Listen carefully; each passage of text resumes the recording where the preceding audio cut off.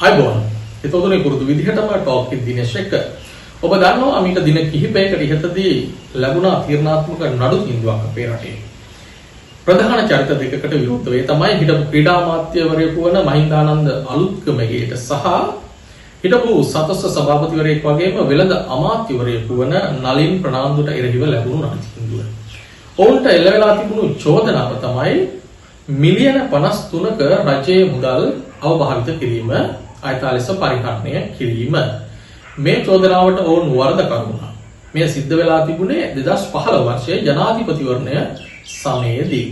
ඉතින් වසර ගණනාවක් ඇදුණු නඩුවක් මේ. එහි තීන්දුව ප්‍රකාශයටපත් කරමින් අධිකරණය උන්ට දඬුවම් නියම කරා. සිර දඬුවම් නියම කළා. මහින්දානන්ද අලුත්ගමගේ හිටපු ක්‍රීඩා අමාත්‍යවරයාට වසර 20ක සිර දඬුවම් සහ බරපතල වැඩ සහිත සිර දඬුවම් සහ ලක්ෂ 2ක දඩමුදලක් නියම කෙරුණා.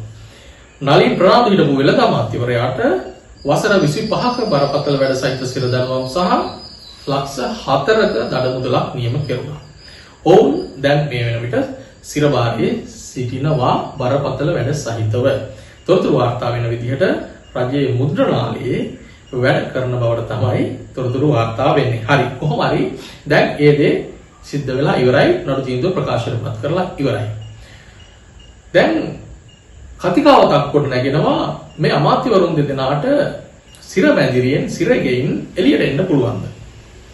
ඒ කියලා කියන්නේ මේ ලබා දුන්නු නඩු තීන්දුව නීතිය හරහාම අධිකරණය හරහාම අභියෝගයට ලක් කරන්න පුළුවන්ද කියන කාරණය පිළිබඳව. අපිත් ඒ පිළිබඳව තොරතුරු විමසා බැලුවා ඒ අදාළ නිලධාරීන්ගෙන් බලධාරීන්ගෙන් පුද්ගලයින්ගෙන්. එහෙම තොරතුරු සොයාගෙන යනකොට අපිට හම් වෙනවා තොරතුරක් ඔවුන්ට නීතියේ ප්‍රතිපාදන තිබෙනවා මේ තීන්දුව අභියෝගයට ලක් කරලා ඔවුන්ට ඒ කියන්නේ නැවත අධිකරණයෙන් ලබා දෙන තීන්දුවක් මතම මේ දඬුවමින් මිදෙන්න. ඒ වගේම ඒකට තව විකල්ප තියෙනවා. මිදෙනවා කියන එකම නෙමෙයි මේ දඬුවමෙන් ඔවුන් නිදහස් වෙනවාම කියන එක නෙමෙයි. තව ප්‍රතිපාදන තව ඒකට විකල්ප තිබෙන බවට තොරතුරු අපි හොයාගත්තා. අභියාචනයක් ඉදිරිපත් කිරීම මගින් අප ලබා ගන්න පුළුවන් කියලා ඔන්න ඔවුන්ට නීතියේ ප්‍රතිපාදනයක් තියෙනවා. මේ නඩු තීන්දුව ප්‍රකාශයටපත් කරලා දින 14ක් ඇතුළත අභියාචනයක් ඉදිරිපත් කළ යුතුයි. ඒ හරහා ඔවුන්ට අප ලබා ගැනීමට නීතිමය ප්‍රතිපාදන තිබෙන බවට තොරතුරු අපි හොයාගත්තා. ඒ කියලා කියන්නේ මේ ඒ විදිහට ඒ නීතිමය මාර්ගයෙන් ඒ ආකාරයට සිද්ධ කරනවා නම් ශ්‍රේෂ්ඨාධිකරණයෙන් තමයි මේ දේ සිද්ධ කරන්න වෙන්නේ. ඒ කියන්නේ ශ්‍රේෂ්ඨාධිකරණය තුළ පංචපුද්ගල විනිසුරු මඩුල්ලක් ඉදිරියේ මේ නඩුව නැවත මේ අභියාචනය සලකා බැලිය යුතුයි. ඒ සලකා බලන්නේ කොහොමද? මම කලින් කියවනේ මේ නඩු තීන්දුව ප්‍රකාශයටපත් කරලා දින 14ක් ඇතුළත අභියාචනයක් අනිවාර්යෙන්ම ඉදිරිපත් වේ යුතුයි. ඔවුන් ඒක කරයි කියලා බලාපොරොත්තු වෙනවා. ඒ නඩුව නැවත කැඳවීමේදී නැවත සලකා බැලීමේදී මේ තීන්දුව නැවත සලකා බැලීමේදී නැවත අලුත් සාක්ෂි විමසන්නේ නැහැ කියලා තමයි තොරතුරු වාර්තා වෙන්නේ. මේ දැනට ලබාගත්තු සාක්ෂි මත පදනම්ව තමයි මේ නඩුව නැවත සලකා බැලීම මේ තීන්දුව නැවත සලකා බැලීම සිද්ධ කරන්නේ. ශ්‍රේෂ්ඨාධිකරණය තුල පංචපුද්ගල විනිසුරු මඩුල්ලක් ඉදිරියේ එය සිදුවිය යුතු බවට තමයි නීතියේ ප්‍රතිපාදන තිබෙන්නේ. එහෙමනම් මේ වගේ නීතියේ ප්‍රතිපාදන හරහා මේ දේ සිදු වෙලා තිබෙනවද මීට පෙර ඉතිහාසය තුල? ඔව්, සිද්ධ වෙලා තිබෙනවා මේ ආකාරයෙන්. ගලගොඩත්තේ ඥානසාර හිමියන්ට ඒ ආකාරයට නිදහස ලබා දෙනවා.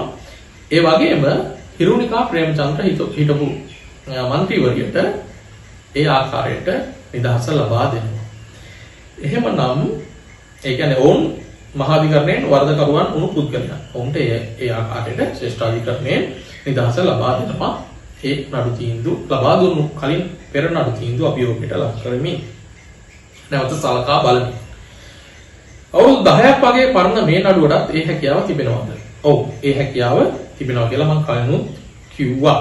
ඉතින් අභියාචන සලකා බලලා අප දෙන එක නොදෙන එක තීරණය කරන්නේ ශ්‍රේෂ්ඨාධිකරණය. සුප්‍රීම කෝර්ට් එක තමයි සුප්‍රීම කෝර්ට් එකේ ජජ් බෝඩ් එක තමයි ඒ දේ තීරණය කරන්නේ. පංචපුද්ගල විනිසුරු මඩුල්ලට හැකියාව තිබෙනවා මේ පුද්ගලයන්ට අප ලබා දෙන්න පුළුවන්ද? අප ලබා දිය නොහැකිද? ඒ වගේම අභියාචනය විමසන තෙක් සාමාන්‍යයෙන් බොහෝ දුරට අප ලබා ගන්නට පුළුවන් කියන මතය ප්‍රකාශයටපත් වෙනවා. ඒ වගේම මේ නැවත සලකා බැලීමෙන් අනතුරුව දඬුවම ලිහිල් කරන්නත් පුළුවන්. අප ලබා දීම පමණක් නෙමේ දඬුවම ලිහිල් කරන්නත් පුළුවන්. දඬුවම ලිහිල් නොකර ඉන්නත් පුළුවන්. ඊට වඩා වැඩි දඬුවමක් ලබා දෙන්නත් පුළුවන්. ඒ වගේම එම තීන්දුව ප්‍රකාශයටපත් වෙන්නටත් හැකියාව තිබෙනවා. අර මම කලින් කිව්වා වගේ නිදහස් වෙන්නත් බොහෝ දුරට ඒ කියන්නේ සියලු චෝදනා වලින් නිදහස් වෙන්න හැකියාව තිබෙනවා. ඉතින් එහෙනම් මේ මහින්දානන්ද සහ නලින් ප්‍රනාන්දු මේ දේ නොකර ඉඳීද? අභියාචනයක් ඉදිරිපත් නොකර ඉඳීද? එහෙම හිතන්න බෑ නේද? මොකද හිරුනිකා ප්‍රේමචන්ද්‍ර ගල්ගොඩත්තේ ඥානසාර මේ දෙදෙනා දිහාම බලලා මේ දෙදෙනාටම ලැබුණු තීන්දුව දිහා බලලා මේ වර්තමානයේ සිර දඬුවම් නියම වුණු මහින්දානන්ද සහ නලින් ප්‍රනාන්දු දෙදෙනා මේ නොකර ඉඳී කියලා හිතන්නට බෑ. බොහෝ දුරට කරන්නට ඉඩ තිබෙනවා. ඔබට මට වුණා නම් ඒ සිද්ධිය අපි ඉතින් ඒ වගේ නීතිමය ප්‍රතිපාදන තිබෙනවා නම් කරන්න පෙළඹෙනවා. මොකද කොහොම හරි සිර මැදිරියෙන් එළියට එන්නනේ බලන්නේ නේද? උත්සාහ කරන්නේ. හරි. මේ தত্ত্বය මේ නැවත සලකා බැලීමේදී මේ අභියාචන සලකා බැලීමේදී සෞඛ්‍ය තත්ත්වයන්ද මේවට බොහෝ දුරට බලපානවා. සෞඛ්‍ය තත්ත්වයක් බොහෝ දුරට බලපානවා. දැන් බොහෝ මැති ඇමතිවරුන් සිර ගත උණු ගමන් කරන්නේ මොකක්ද? ලෙඩක් හදා ගන්නෝ රෝහල් ගත වෙනවා. ඕක නෙවෙන්නේ. ඊට පස්සේ ටික කාලයක් ඉන්නවා ජනාධිපති සමාව ලැබෙනවා. හැබැයි ඉතින් මේ දෙන්නට නම් ජනාධිපති වර්තමාන ජනාධිපතිවරයා අනුර දිසානායකනේ. අනුර දිසානායකගෙන් නම් සමාවක් ලැබෙන්නේ නැහැ කියන දේ තක්කෙටම කියන්න පුළුවන්. මොකද අර දැන් ඔරු අල්ලනවා කියලා ඇවිල්ලා සිරගත කරන්නට නැත්තම් මේ වගේ චෝදනා එල්ල කරලා නීතිය හරහා අධිකරණය හරහා දඬුවම් ලබා දෙන්නට බොහෝ උත්සාහයක නියලුණා මේ වර්තමාන රජය. ඒක පැහැදිලි. මොකද පොරොන්දු ඉටු කරන්න එපා. අන්න ඒ පොරොන්දුවකින් කොටසක් ඉටු වෙලා කියලා දැන් ඔන්න ඒ පාර්ශවයෙන් කියවෙනවා. ඉතින් ඉදිරි කට්ටියත් රෙඩි වෙන්න කියලා කියවෙනවා. එහෙමත් ඔය සෝෂල් මීඩියා වල එහෙම යනවා අපි දැක්කනේ. හරි. කොහොම හරි නාලිස්ටේකුත් මම හිතන්නේ විමල් වීරවංශ වරක් සලකුණට ඇවිල්ලා ඉදිරිපත් කළා. මෙන්න මේ නාලිස්ට් එකේ විමල් වීරවංශ ඇතුළුව තවත් පුද්ගලයන් පිරිසක් ඉන්නවා. මම හිතන්නේ 40කට විතර ආසන්න පිරිසක් ඒ ලිස්ට් එකේ ඉන්නවා කියලා තමයි විමල් වීරවංශ ප්‍රකාශ කරන්නේ. හරි කොහොමවත් අර ජනාධිපති සමාවට ලැබෙන්නේ නැහැ. ඕම අමාරුවෙන් දාගත්තු දෙන්නා නේද? හරි. ඒක කමක් නැහැ. අපි ජනාධිපති සමාව පිළිබඳව කතා කරනවට වඩා අර අභියාචනය පිළිබඳව තමයි ඉතින් ඔවුන්ට තියෙන නීතිමය ප්‍රතිපාදන. අභියාචනය හරහා ගන්න තීන්දුව තියෙන අභියාචනය තමයි ඔවුන්ට තියෙන එකම පිළිහිට කියලා කිව්වොත් නිවැරදි කෙටියෙන්ම. ඉතින් නීති විරෝධී වැඩ කරද්දී දෙතුන් පාරක් හිතන්න වෙනවා මේ දැන් මේ තව පුද්ගලයෙක් වෙනුවෙන් දැන් ජනාධිපතිවරණ සමයේ කිසිදු කරා කියන්නේ මහින්ද රාජපක්ෂ මැතිතුමා වෙනුවෙන් කරපු දෙයක්. ඉතින් මේ අධිකරණයේ තීන්දුවට සියලු දෙනාම හිස නැමිය යුතුයි. ඒකේ තර්කයක් නැහැ. ඉතින් මේ පුද්ගලයන්ට එළවන චෝදනාව තමයි කැරම් බෝඩ් බෙදා දීම නෙවෙයි මිලියන 53ට වුන් කරලා තියෙන්නේ කැරම් බෝඩ් 14000ක් සහ දාම් බෝඩ් 11000ක් ක්‍රීඩා සංගම් වලට ලබා දීම. ඒක තමයි කරලා තිබෙන්නේ. ඒ චෝදනාවට තමයි ඔවුන් වරදකරුවන් උනේ. මුදල් අයිතිකස පාවිච්චි කිරීම. කොහොමවත් ඉතින් බලය తాවකාලිකයි බලය තියෙන කල් රැකෙනවා. ඉන්න අනතුරුව හොර වැඩ කරලා තිබුණොත් දූෂණ වංචා කරලා තිබුණොත් දඬුවම් විඳින්නට සිද්ධ වෙනවා. ඒක තමයි ස්වභාව ධර්මය. කොහොමවත් අනිත් පිරිසටත් මේ පාඩමක් වේවි. ඕකේ දිනේශා තවත් දවස් දෙකකින් හමුවමු.